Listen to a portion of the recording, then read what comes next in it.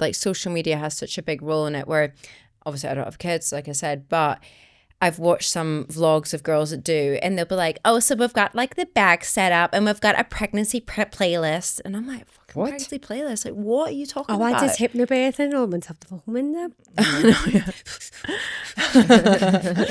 like, what did she tell me to do again? Where's my playlist? Where's my earpods? Yeah, exactly.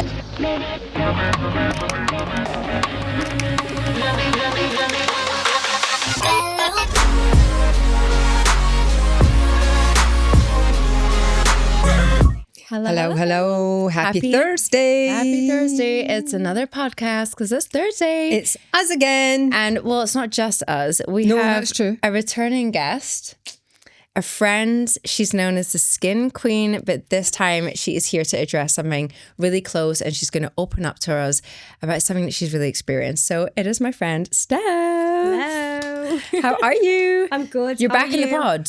Back on the pod? I know. feel like it's been a whole year since the last time. It's not. Yeah. Is it? Yeah, it has. Flipping It was last year. Literally January last year. Really? Yeah. Oh my God. I know. Oh my God. Flown. That's nuts. Flown. Well, I was thinking about you yesterday because I was doing something. We're not here to talk about skin, but Steph is you're known as in TikTok as the Skin Queen.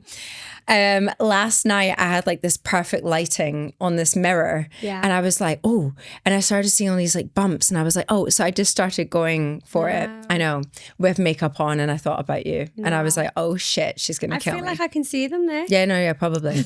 Yeah. No, I'm not. No, Yeah. I No, can see so their marks. yeah, Really. all the marks. Okay. Yeah, that'd be Well correct. done. That'd be correct. I'll just infrared the mask out of myself. You know.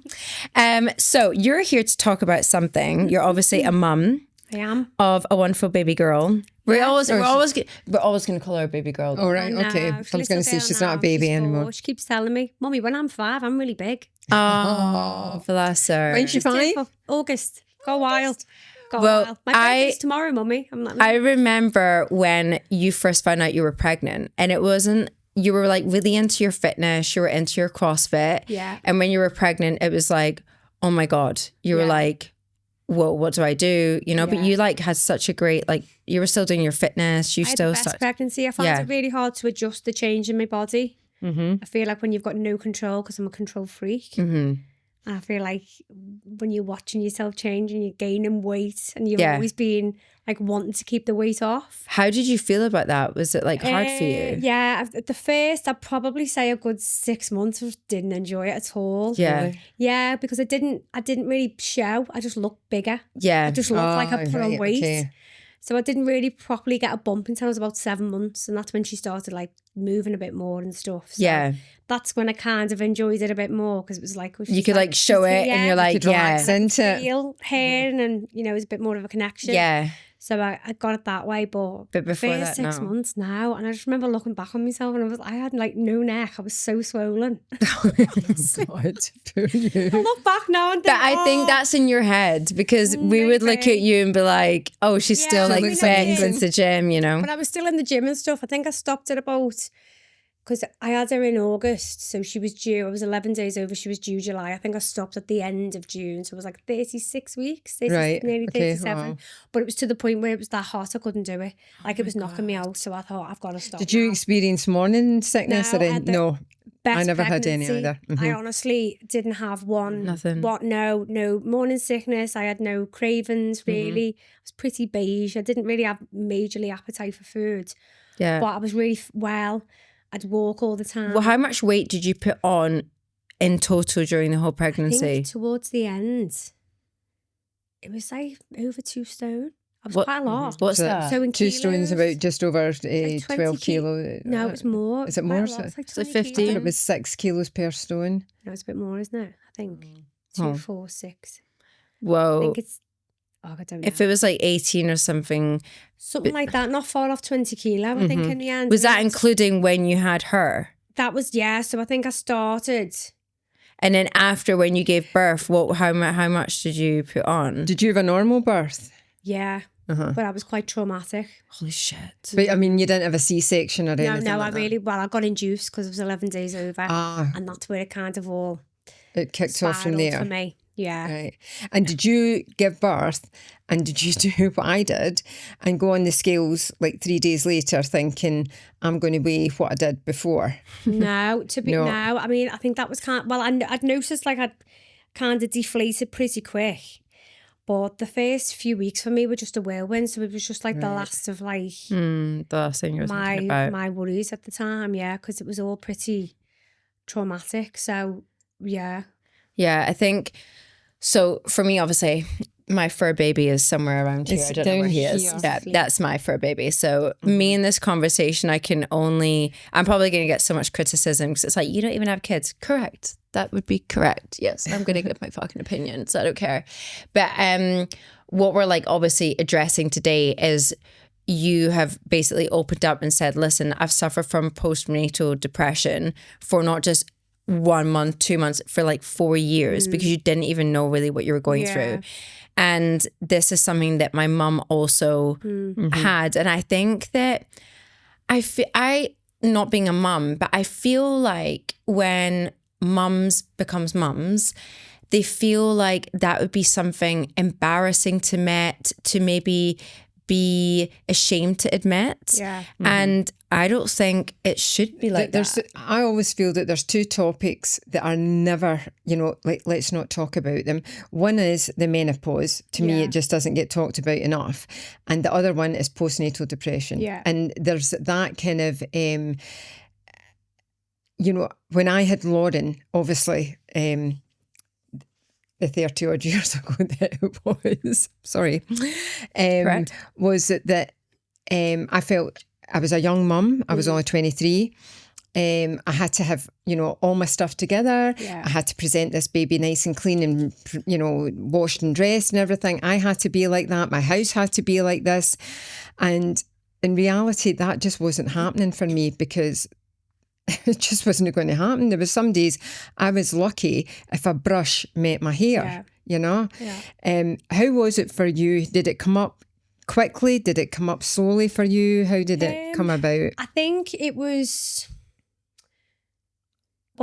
quite traumatic. So I started in labour and then they'd already booked me in for an inducement. So I started in labour on the Sunday night and then they booked me in for the Monday. So I'd gone in on the Monday anyway and I was like 3 centimetres. And I was like, can I just try and do it on my own? So then I was getting to 4 centimetres, but that took me 4 hours. So they ended up convincing me. They ended up convincing me. They're like, if you just go on the drip, on the oxytocin, this will be blah, blah, blah. So you're in it, aren't you? And it's your first time. You just trust them. And then with that, it just got pretty, the epidural wore off and I had a ventouse, got cut and anyway, all the rest. So it just wasn't the idea I had in my mind. And then after that, so I don't think you realise when you have like a traumatic birth and the baby comes out that traumatised, she's then traumatised. So it was after COVID as well, so we weren't allowed any visitors. Oh my God. No, so all she was doing was screaming. I just remember thinking, I just want my mum. I just don't know what I'm doing. Oh my God. So wait, who was in the room with you? Yeah, I was here. It was just me and Arthur.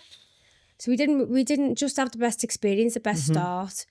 So with that, it was just a bit of a whirlwind.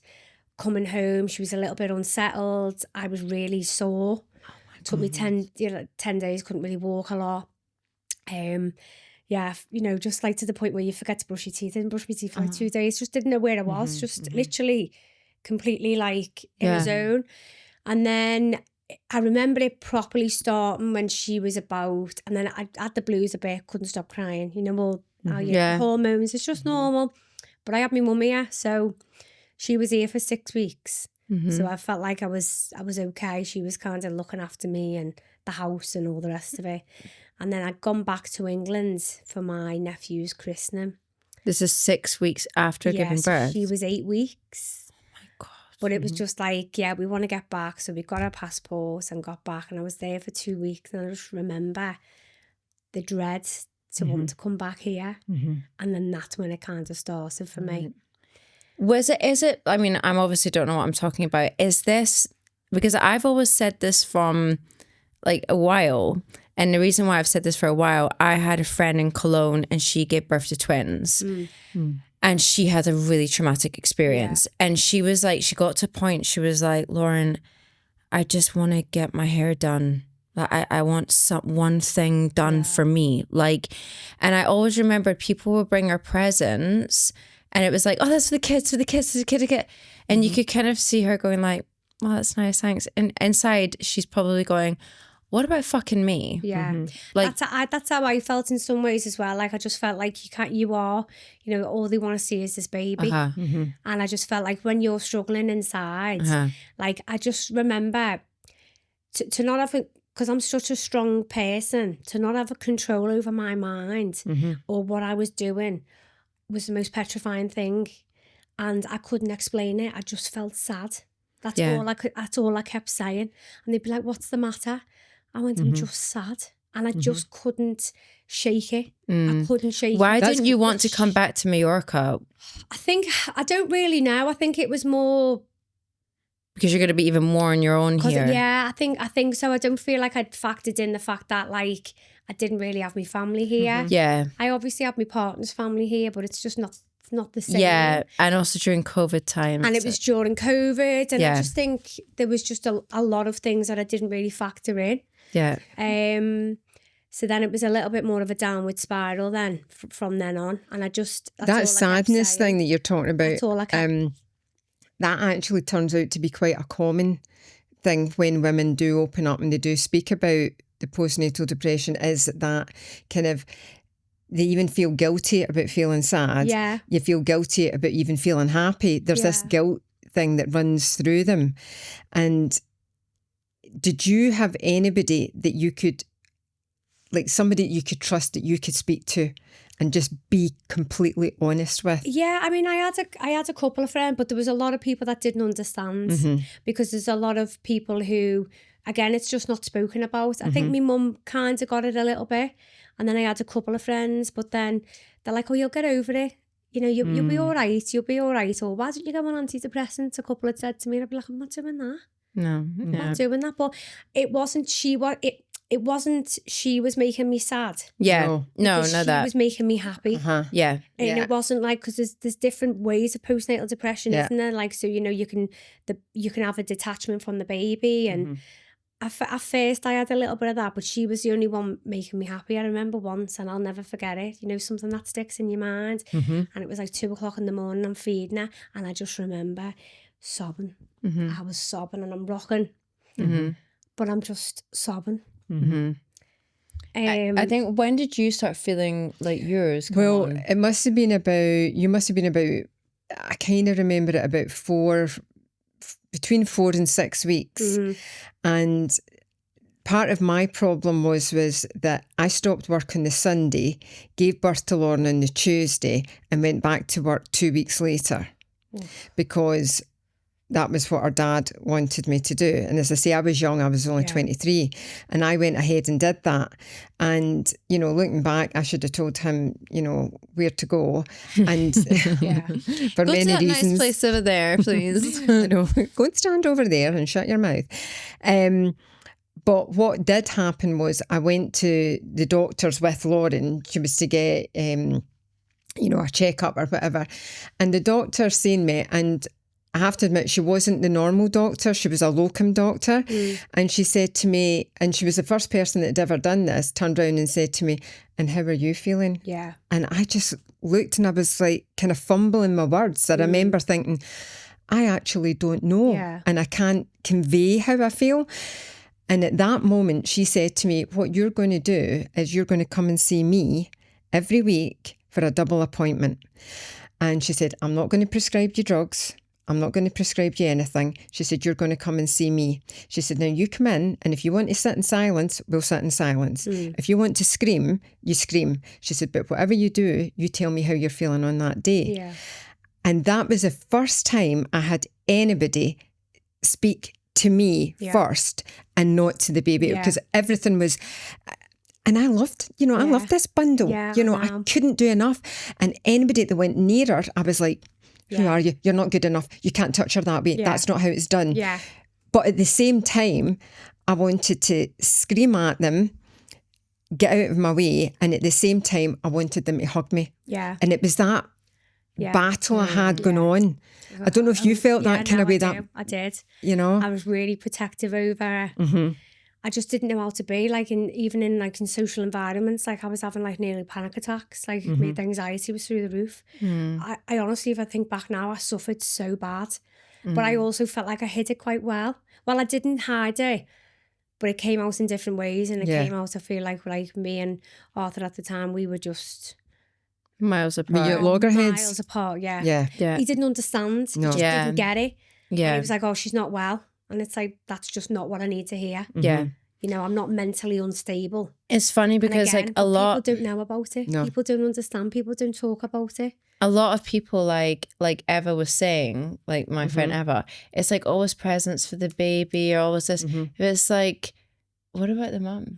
You know, it's like You're forgotten. And even I think there's this thing of like if you're just a new mum and like you want to go and get your nails done or something, it's like, how dare she? Like, she not just got that baby? Are you gonna leave that baby? Are you gonna there's like this guilt over it. And that's what my friend was telling me. She was like, I feel so guilty just going to get my nails done, which I haven't done in ages. She was like, I just feel so let go. I'm looking at myself in the mirror. I don't know who I am anymore. Like I'm completely lost. But that's the thing, because like if I had like my mum would come in and it was almost like, you've done your bit, you've provided me with my grandchild and Bye-bye. you know, just go away kind of thing, you know, and that was her thing, you know, and I'm not saying she did that. She didn't obviously do that. But in my head, it was almost like, and it's exactly what you're saying about Eva, you know, if you went to go and do something, you had that guilt of, you're going to do that, you're going to wash your hair, you know, and you're like, oh my God, you know, I mean, what do you want me to do? I didn't take any help. No. I'm fine. Oh. And then, well, you know what that means, don't you? But you're not fine. But then they stop asking. So you get yourself in a position where you already feel lonely, but then you don't take the help. Now I'm fine, I can do it. But you know what fine means, don't you? Stop asking. So then you become even more lonely. What does fine mean? Fucked up, insecure, neurotic, emotional. Really? Well, yeah. So whenever you say, I'm fine, you're one of these 4 things. Yeah. And it's one word that I eliminated from my my vocabulary. It's not to say I'm either great, good or crap. Yeah. I'm never fine. Yeah. You know, so if I ever say I'm fine, be concerned. Yeah. So never say you're fine, but I'll point that out. I'll point that out. I definitely wasn't fine. Yeah. And then when you got basically back from England and back here, what was it that you noticed in yourself or things that you started doing that you were like, oh God, I'm really now in a downward spiral here? I didn't think I seen it at the time. No. I didn't see it at the time. That's all I kept just saying, that I was sad, but I didn't see that I had postnatal depression at the time. Yeah. I just thought that this is a normal thing to have when you've had a baby. This is kind of... When did you start realizing like, okay, maybe I should see somebody about this? Or like, when did you realize like what it was? You're like, yesterday. She was about, I think I went to counselling when she was about 12 months. Okay, so you were functioning through all of this? Functioning, but not, if that makes sense. Like, just surviving, because you just throw yourself into this baby that just needs you. So every need that I needed was just to the back of the queue. And I didn't really have anyone to say, you're not all right. Yeah. Even my mum, because I think maybe I looked all right, or just back then that just didn't really happen. Do you know what I mean? Like, you just have to suck it up and get on with it. Everyone has babies, so get on with it. And that's kind of what people did. Yeah. So I think, so after a year, did you go to counselling in the UK? Yeah, well, I had to save my relationship in the end. We would just... Yeah. And I had to do something. So but the counselling you got, was it like couples counselling, or was it? It wasn't necessarily trauma counselling. I just went to see someone because I just knew I needed somebody to speak to. So when I did, I felt so much better, and I just think by just releasing everything that I felt, we as a couple got a lot better. So I felt like I was better. But now I know that I wasn't, because now I've been through actual trauma therapy. Yeah. And I've only now just started to like fully treat myself for that trauma. And he knew straight away. he was like, you've had a traumatic birth. And I went, yeah. And he went, I want to help you. And and he touched my neck and I just burst out into tears. Yeah. And it was because just like, finally, I think even you felt better just knowing that somebody knew. And he's a bit like a wizard. He's just got all these powers. He's a bit more than a therapist. He's got everything, and he just knew when he seen me. Did you feel like relief to know that A, somebody was understanding you, and B, you had an answer to these emotions and everything? Not even that, just how like I've been, like I'm so very closed off and just defensive, and like there were so many things that I just remember thinking, maybe this is just me now. Maybe this is just this person now that I am. Yeah. It's not. It's so crazy because I can't even describe it. Nobody really checks in with the mum to be like, how are you doing? What's happening with you? No, they'll check your wounds, they'll check that kind of stuff, but see the deeper side of it, like as you say, your emotions and what's going on internally. Nobody touches base with that. Nobody wants to. So what happened with you? You went to see this doctor? So I went to see the doctor. I would go every week, had this double appointment, and what would you talk about? It could have been like 1 week I would be talking about what I had for dinner that week and how I felt, just somebody to talk to. And then there would be another time I'd be like, I can't get my stuff together. I can't, organise a house, and I can't organise a baby, and, and our stuff's everywhere and blah, blah, blah. And, and she was just this calming influence. She just spoke in a very kind of calm way. I don't know to this day whether she had been through something herself. I feel that she had, and that's why she recognised it. Probably. Because she knew like right away. Yeah. When I brought you in for your checkup, she was looking at, obviously she looked at you, but she looked at me and went, you're coming to see me. And what I do appreciate about what she did do was that she didn't put me on like Prozac or antidepressants or whatever, because I feel that would have only masked what I was going through. It wouldn't have addressed the problem. It would have suppressed it, but it would have come out at a later date at some 100%. Point. And that's kind of like what you're saying. You suppressed it by being functioning, but then it did come out. Yeah. Did you at any point take medication and think that would help? No. I'm just really against anything like that. And I just thought, I just didn't want to be reliant on anything. I just thought, I'm going to get through it. I'll figure this out myself. I'm just not really into any kind of medication or anything like that. So I just didn't Has want this to. put you off from having kids in the future? No. But only now because I've kind of dealt with it. Right. And if you did ask me this, I don't even think I've said that I'd want another baby up until about now, maybe the past 6 months.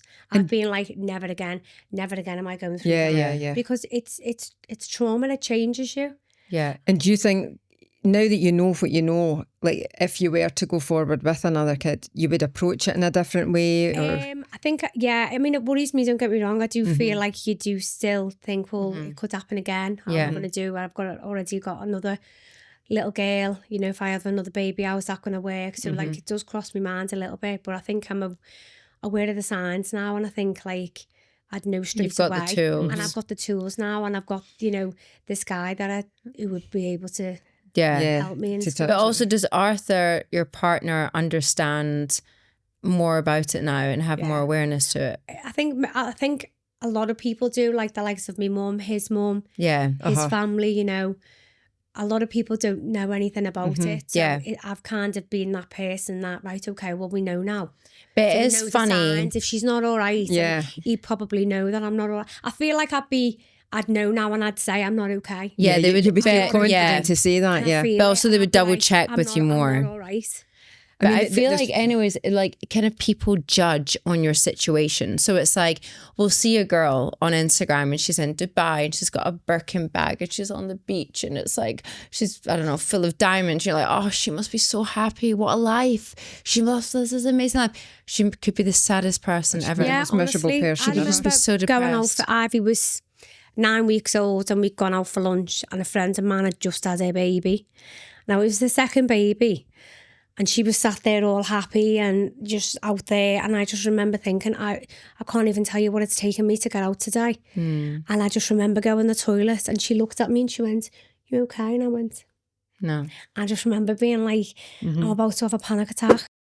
Guys, did you know you can catch an extra spicy clip of Trendy Talk over on Patreon for only $3.99, guys. What you waiting for? See you there. I don't understand what's going on. Like, why don't I feel like that? Yeah. And I just remember thinking, but nobody would know. Do you know what I mean? And I was saying it to a couple of my close friends that knew. But again, it's hard to understand what's going on when it's never happened before. Yeah. And I'm such a strong person and so strong-minded and so determined. And I had no control of my mind. And it was the most petrifying thing to go through. It was awful. There was part of I was doing a bit of reading and it said that not only do the women go through like the postnatal depression, but so too can the partners to a certain extent. Do you think that, you know, what you went through touched Arthur in that kind of way as well? Definitely in ways, because we were so far apart and he'd never experienced, obviously, a new baby. You know, a new baby's stressful. Like it's bad enough, but then when you're not okay and you're the ship of the house, do you know what I mean? Yeah. And the ship goes down and he's sinking just as much as I am. Yeah. So it was really difficult for all of us to navigate. He didn't have a clue what to do. He couldn't do anything right. Yeah. Hated him. Yeah. Like, you know, he was just... I'm laughing, but I know what you but you just know He's how like it is. putting a t-shirt on. You're like, how dare you put that fucking t-shirt on? He gets to go to work and close the door and I'm knee deep in fucking nappy. Like screaming baby. I'm tired. Yeah. Like, you know, so there was so much of that. Yeah. But he definitely felt it. We was definitely low from it because we weren't really together. Yeah. That first year was just... But I think what you said is that's so true. You know, people do look at things and they think, you know, they're so judgmental and so kind of, oh, she's got her shit together. She knows what she's doing. She's got it all kind of thing. Yeah. And as you said yourself, you're a very strong person as well. And did you feel that you put pressure on yourself or that other people were expecting, oh, well, Steph will just snap it out? No, I put pressure on, I always put pressure on myself. I'm just always do. I always do. I'm terrible for it.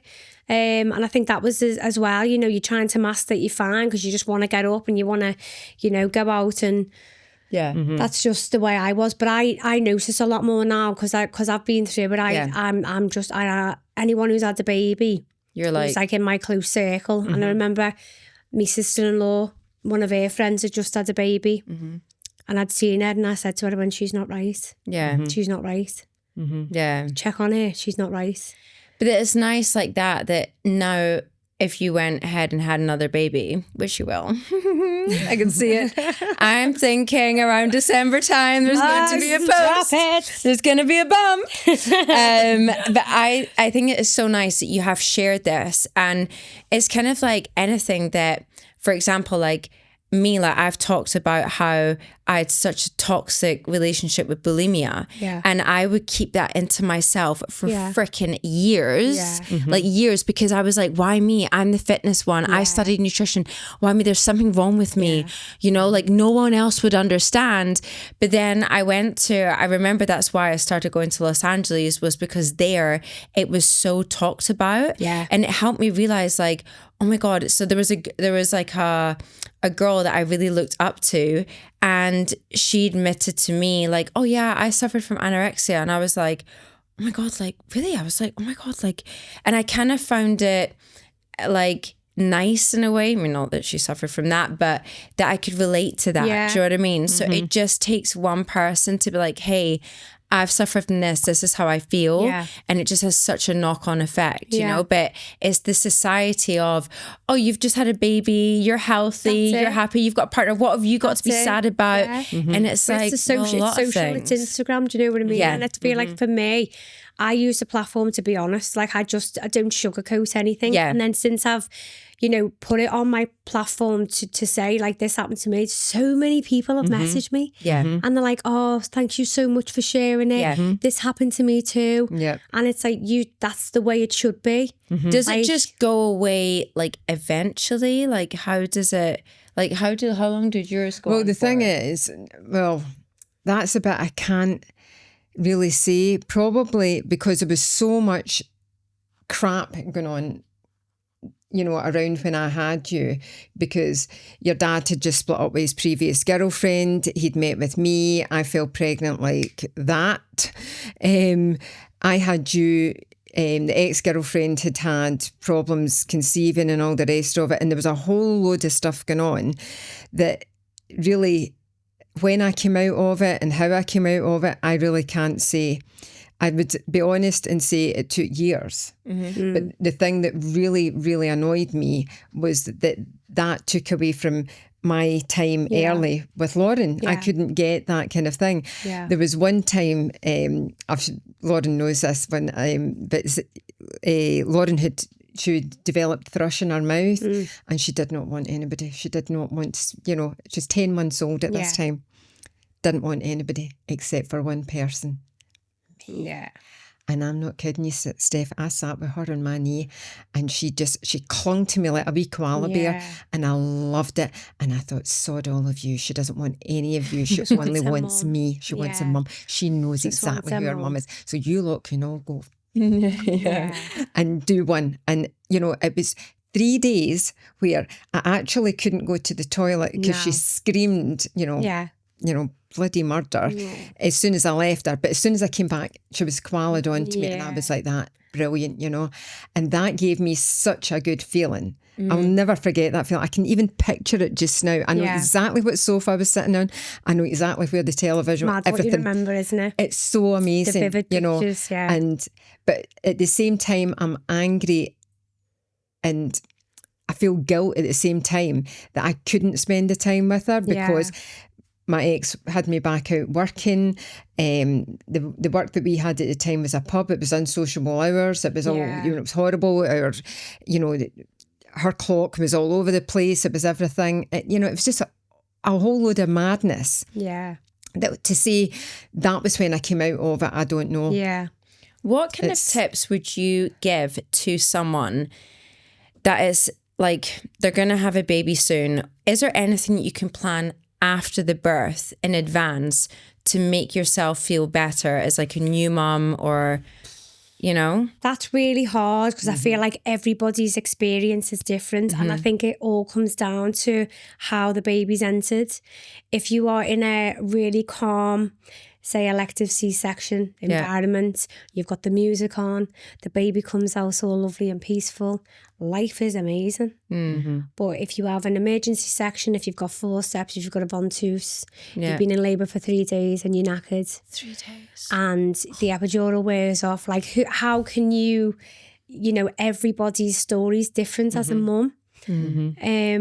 So looking back, is there anything like apart from obviously the birth, is there anything afterwards that you'd be like, God, that might have helped me? Like if I had that, like either more time in hospital or more support at home ready for you. Probably people picking up on me quicker. Yeah. To know that she's not all right.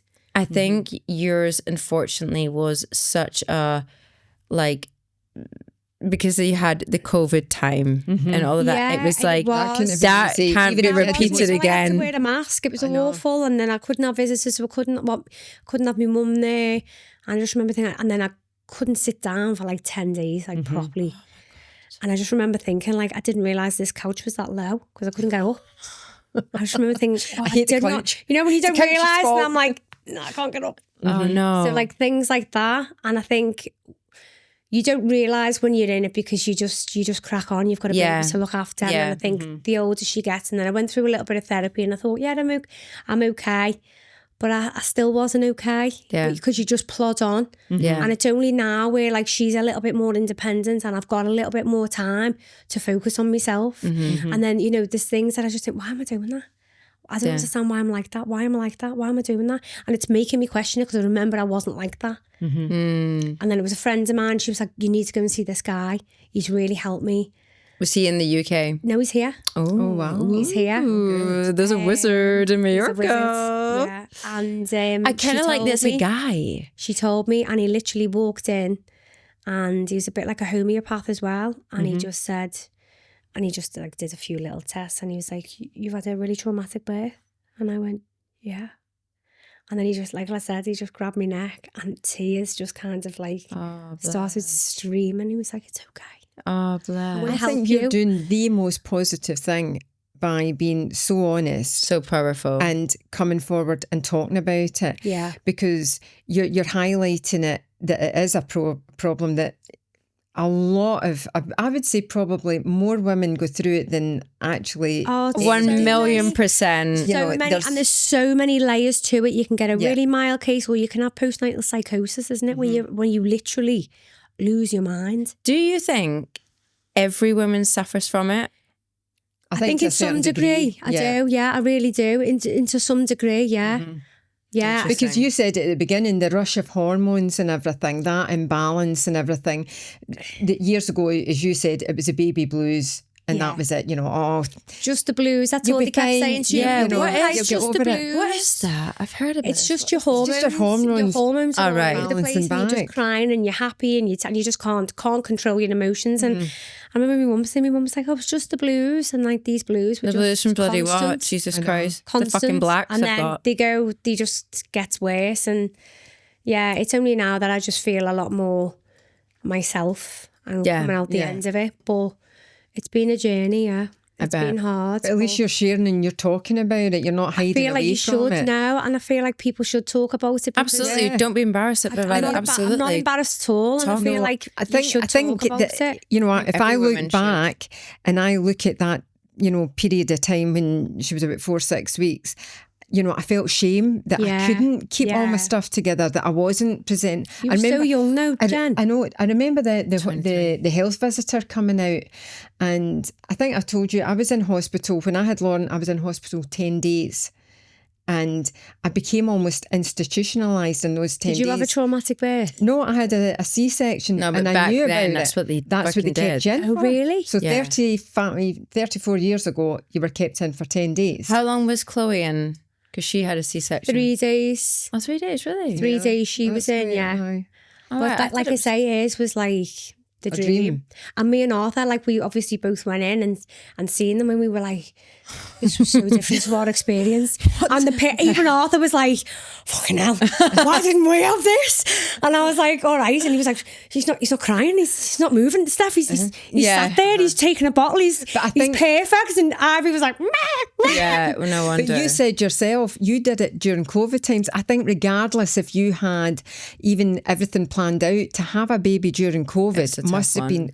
I can't even they weren't imagine. Around, even the nurses, they weren't there. So even what that was like. So I'm hooked up. You've got, you've had your epidural. You're hooked up to your drip. Monitors and all that, and, she's crying.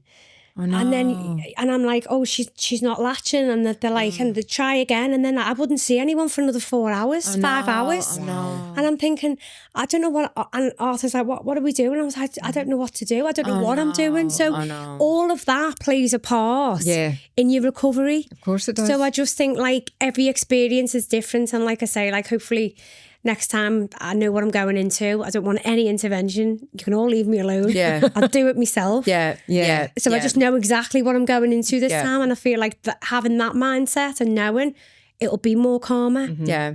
But I think like you said, like social media has such a big role in it, where obviously I don't have kids, like I said, but I've watched some vlogs of girls that do, and they'll be like, oh, so we've got like the bag set up and we've got a pregnancy prep playlist. And I'm like, fucking what? Pregnancy playlist? Like, what are you talking about? I did hypnobirthing and I went off the fucking window. It's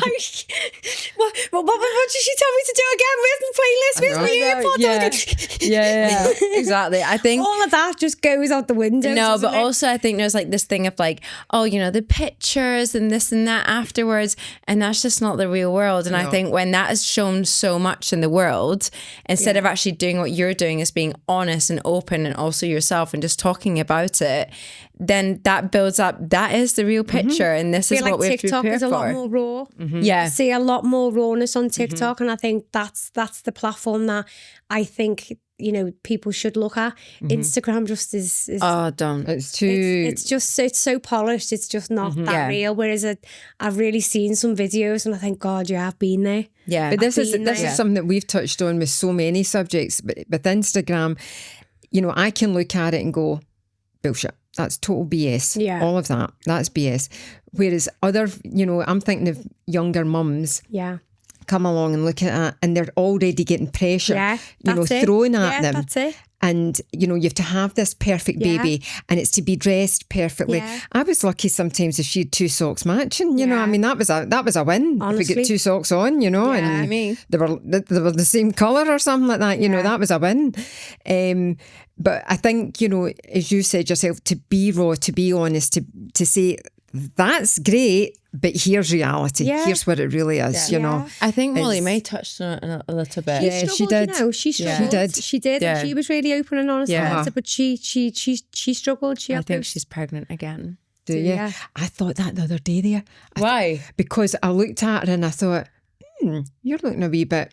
I know, but it could be that that's the way she is. But the other day I watched her vlog, because I watch her vlogs. You don't watch her vlogs. I don't watch her vlogs. No. And even she went, oh my God, the size of my boobs. And I thought, yeah, love. And I was like, oh, and we were looking but very round. And I thought, oh. Do you know, there was a reel, and it was with Tommy and Bambi, and she's obviously, sitting in front, and she's taking a picture or a video of them. And I thought, wouldn't it be so nice if they had another little one, Just like you, Arthur and Ivy. Ivy's so cute, by the way. She's don't stop. Like, honestly, like I always say this to Mum. Like, if I could produce a grandchild for my grandma, she would want it to be Ivy. Whereas like the little socks, the lace socks, the dresses, the girliness, the everything. See, she wasn't a girly girl. No. If you put a bow in her hair, she pulled it out and everything. I can't say she might be a girly girl going forward, but for now, she is. Yeah. And she knows, Mummy, where's my bow? Mummy. Oh my God. And I'm like, okay, we know, but I don't know what I'll get, how long I'll get it for. Well, just embrace it. Embrace it. No, I love it. It's the best thing. No, she's really cute. And she plays football as well, right? She's really sporty, yeah. Yeah, that's amazing. She plays football, she plays paddle. Oh, bless her. That's good. Really good, yeah. I crack up. There's a video of Arthur, and is it like...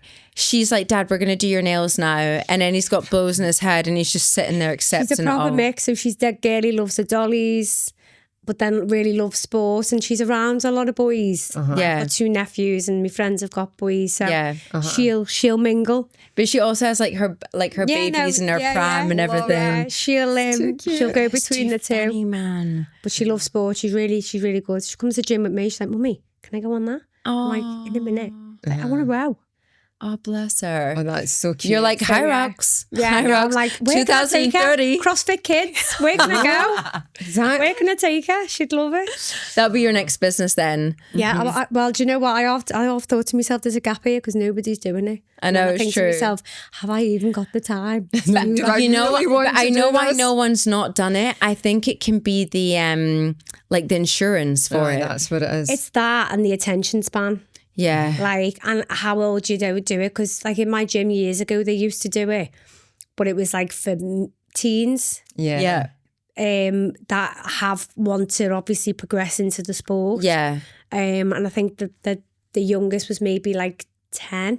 Yeah. Whereas it's just play, isn't it? It's learn and play. Oh, bless. So, but yeah, she loves Thank it. you so much for sharing this. Thank you for having me. Oh, always. So Thank you for having me. It's been a pleasure. And now, you guys, we're going to switch over to Patreon, where we're really going to get into the nitty gritty of, should you let your child sleep with you, yes or no? Oh dear. And we've got 2 mums to tell us all about it. So guys, thank you so much. We're going to put all the info about Steph in the description box. As I said before, she's the Skin Queen of Mallorca. She has an amazing skin line as well.